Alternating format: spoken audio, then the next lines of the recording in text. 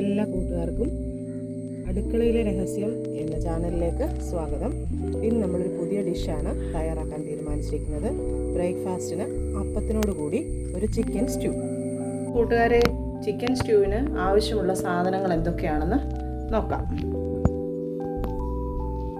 2 medium size സവാള ചെറുതായി അരിഞ്ഞതും, 4 പച്ചമുളക്, 2 തണ്ട് കറിവേപ്പില, 1/4 പിടി മല്ലിയില, ചെറിയൊരു കഷ്ണം ഇഞ്ചി, 5 അല്ലി വെളുത്തുള്ളി എന്നിവ ചോപ്പ് ചെയ്തെടുത്തതും, 2 ഉരുളൻകിഴങ്ങ് കുക്കറിലിട്ട് നന്നായി വേവിച്ച് സ്ക്വയറായി മുറിച്ചെടുത്തതും, 1/2 കിലോ ചിക്കൻ, കുരുമുളക് പൊടി, മഞ്ഞൾ പൊടി, ഉപ്പ്, കറിവേപ്പില എന്നിവ ചേർത്ത് വേവിച്ചെടുത്തതും, 1 തേങ്ങയുടെ പാല്, ചെറിയൊരു കഷ്ണം ക്യാരറ്റ്. ഇത് സ്ക്വയർ പീസാക്കി എടുത്തു വെച്ചിരിക്കുന്നു. ഒപ്പം തന്നെ നമുക്ക് കടുകിന് പകരം മൂപ്പിക്കാനായിട്ട് ഒരൽപ്പം പട്ട, ഗ്രാമ്പൂ, ഏലക്ക, കുരുമുളക് എന്നിവയും. അപ്പം നമുക്ക് കറിയുടെ പരിപാടിയിലേക്ക് കടക്കാം. കൂട്ടുകാരെ, അടിക്കട്ടിയുള്ള ഒരു ചട്ടിയിൽ 2 സ്പൂൺ വെളിച്ചെണ്ണ ഒഴിച്ച് നമ്മുടെ സ്പൈസസ് അതിലേക്ക് ചേർത്ത് ഒന്ന് ചൂടായി വരുമ്പോൾ തയ്യാറാക്കി വെച്ചിരിക്കുന്ന ഉള്ളി, പച്ചമുളക്, ഇഞ്ചി, വെളുത്തുള്ളി എന്നിവ ചേർത്ത് ഒരൽപ്പം കറിവേപ്പിലയും ഇട്ട് ഇളക്കി കൊടുക്കുക. ഉള്ളി ഒന്ന് ചൂടായി വരുമ്പോൾ നമ്മുടെ ക്യാരറ്റ് അതിലേക്ക് ചേർത്ത് കൊടുക്കണം.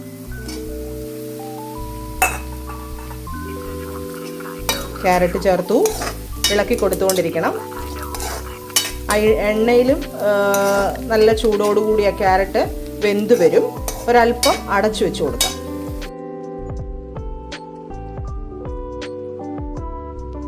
അപ്പോൾ നമ്മുടെ ക്യാരറ്റ് വെന്ത് വന്നു. ക്യാരറ്റിനുള്ളിലേക്ക് നമ്മുടെ കിഴങ്ങ് തയ്യാറാക്കി വെച്ചിരിക്കുന്നതും കൂടി ചേർത്ത് ഇളക്കി ഒരു 1/2 ടീസ്പൂൺ ഉപ്പ് കൂടി ചേർക്കണം.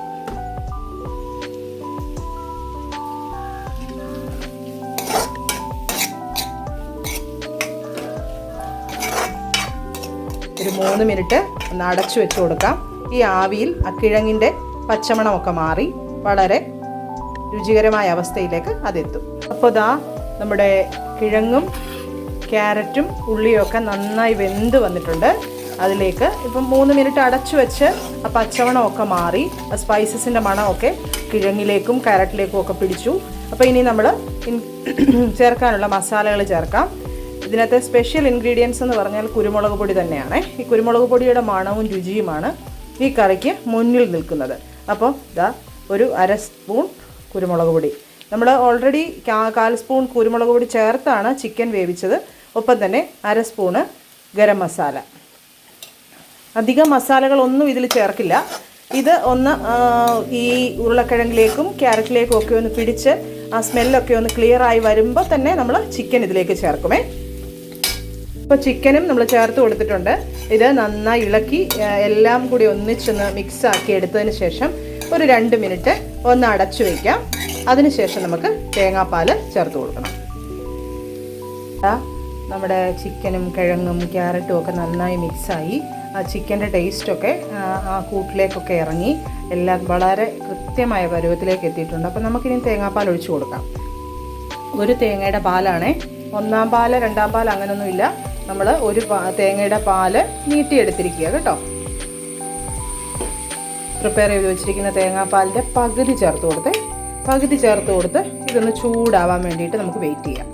അപ്പോൾ കൂട്ടുകാരെ, നമ്മുടെ ചിക്കൻ സ്റ്റ്യൂ തയ്യാറായി കഴിഞ്ഞു. അപ്പോൾ തിളപ്പിക്കാൻ അനുവദിക്കരുത്. തിളപ്പിച്ച് കഴിയുമ്പോഴത്തേക്ക് തേങ്ങാപ്പാൽ അങ്ങ് പിരിഞ്ഞു പോകും. അപ്പോൾ കറിയുടെ ടേസ്റ്റും ലുക്കും ഒക്കെ മാറും. ഇപ്പോൾ നമ്മുടെ ആ ഒഴിച്ച പകുതി തേങ്ങാപ്പാലിൽ കിടന്ന് ഒന്ന് ചൂടായി വന്നിരിക്കുകയാണ്. അപ്പോൾ ഇനിയും ചെയ്യാനുള്ളത് ബാക്കി തേങ്ങാപ്പാൽ ഒഴിച്ച് സ്റ്റൗ ഓഫ് ചെയ്ത് അടച്ചു വെക്കുക. ഒപ്പം മല്ലിയിലയും നമ്മുടെ കറിവേപ്പിലയും ചേർത്ത് ഗാർണിഷ് ചെയ്തെടുക്കണം. ഒരു 2-3 മിനിറ്റ് അടച്ചു വെച്ച് ആ ആവിയിൽ മല്ലിയിലയുടെയൊക്കെ മണം കൂടെ ആ കറിയിൽ വന്നു കഴിയുമ്പോൾ നമുക്ക് സെർവിങ് ബൗളിലേക്ക് മാറ്റാം. അപ്പോൾ നമ്മുടെ രുചികരമായ ചിക്കൻ സ്റ്റ്യൂ തയ്യാറായി കഴിഞ്ഞു. സമയം പോലെ നിങ്ങളും ഇത് ട്രൈ ചെയ്ത് നോക്കണം. ഇത് നമുക്ക് ചപ്പാത്തി, അപ്പം, പൊറോട്ട, ബ്രെഡ് ഇവയ്ക്കൊപ്പം ചേർത്ത് കഴിക്കാവുന്നതാണ്. അടുത്ത വീഡിയോയിൽ കാണും വരെ ബൈ.